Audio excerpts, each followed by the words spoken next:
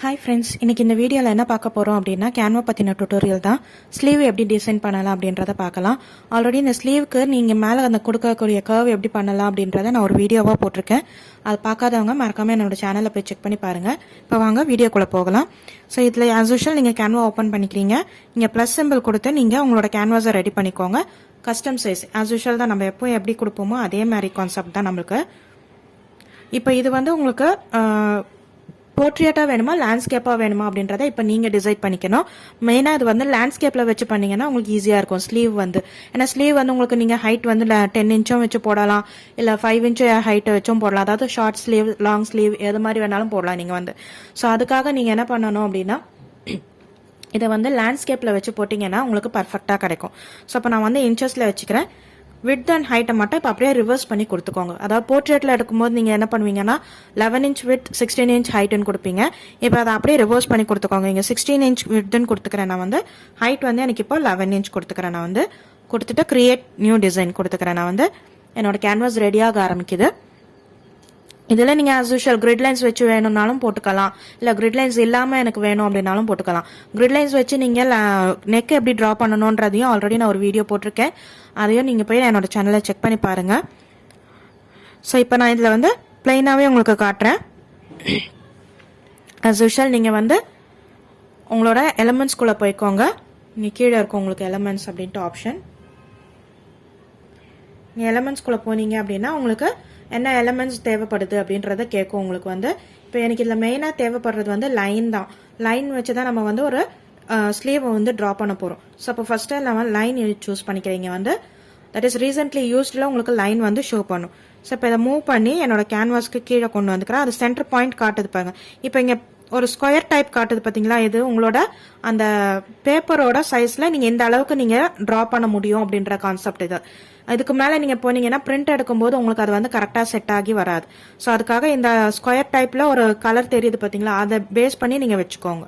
So இப்போ இதில் உங்களுக்கு எவ்வளோ லென்த்து தேவை அப்படின்றத நீங்கள் பார்த்து அட்ஜஸ்ட் பண்ணி வச்சுக்கோங்க.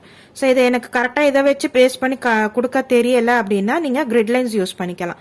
ஸோ கிரிட் லைன்ஸ் யூஸ் பண்ணும்போது உங்களுக்கு இந்த சைடு எவ்வளோ கேப்போ அந்த சைடு எவ்வளோ கேப் அப்படின்றத நீங்கள் பார்த்து கொடுத்துக்கணும்.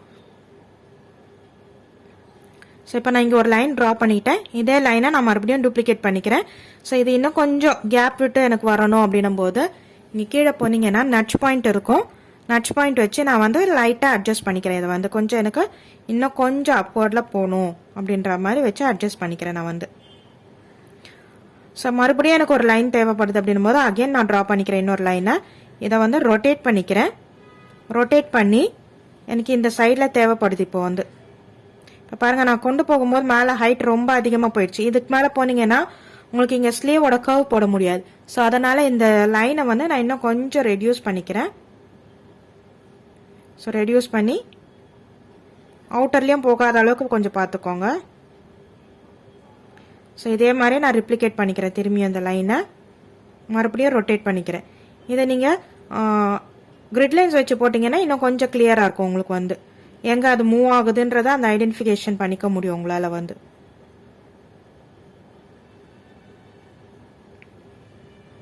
அவுட்டரில் போகுதா இல்லை இன்னர்லேயே இருக்குதா அப்படின்றத உங்களால் ஐடென்டிஃபை பண்ணிக்க முடியும் கொஞ்சம்.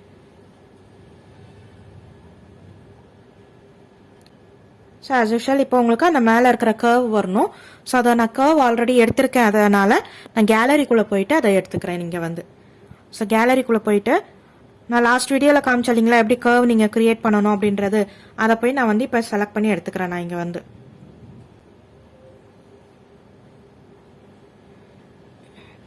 ஸோ இங்கே நான் வந்து செலக்ட் பண்ணி எடுத்துகிட்டு வந்துட்டேன். இதையும் நீங்கள் மூவ் பண்ணி உங்கள் ஸ்லீவ் ஹைட்டுக்கு ஏற்ற மாதிரி நீங்கள் கொண்டு போய்க்கோங்க. ஸ்லீவ் விட்த்துக்கு ஏற்ற மாதிரி அதை கொஞ்சம் அட்ஜஸ்ட் பண்ணிக்கோங்க. அட்ஜஸ்ட் பண்ணிக்கிட்டு இப்போ இந்த லைன் பார்த்தீங்கன்னா உங்களுக்கு கொஞ்சம் பேக்கில் இருக்கிற மாதிரி இருக்குது. அதாவது நீங்கள் போட்ட அந்த சைடில் போட்ட அந்த லைன் வந்து. ஸோ அது எனக்கு கொஞ்சம் ஃப்ரண்ட்டில் தெரியணும் அப்படின்னும் போது இங்கே கீழே ஆப்ஷன்ஸ்குள்ளே போனீங்க அப்படின்னா பொசிஷன் அப்படின்னு சொல்லிட்டு இருக்கும். அந்த பொசிஷனில் போயிட்டு நான் வந்து பேக்குன்னு கொடுக்குறேன்.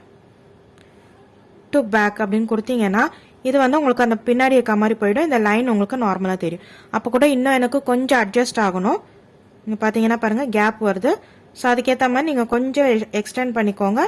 சைஸும் கொஞ்சம் கீழே இருக்க மாதிரி வச்சுக்கோங்க. இந்த சைடும் அதே மாதிரி செக் பண்ணிக்கோங்க. கொஞ்சம் இங்கே எக்ஸ்டெண்ட் பண்ணிக்கிறேன். அண்ட் தென் இந்த கர்வ் இன்னும் கொஞ்சம் கீழே இருக்கிற மாதிரி பார்த்துக்கோங்க. ஸோ இப்போ நட்ச் பாயிண்டில் போயிட்டு நீங்கள் இதை அட்ஜஸ்ட் பண்ணிக்கலாம். கொஞ்சம் கொஞ்சமாக எனக்கு கொஞ்சம் டவுனில் வரணும் அப்படின்ற மாதிரி.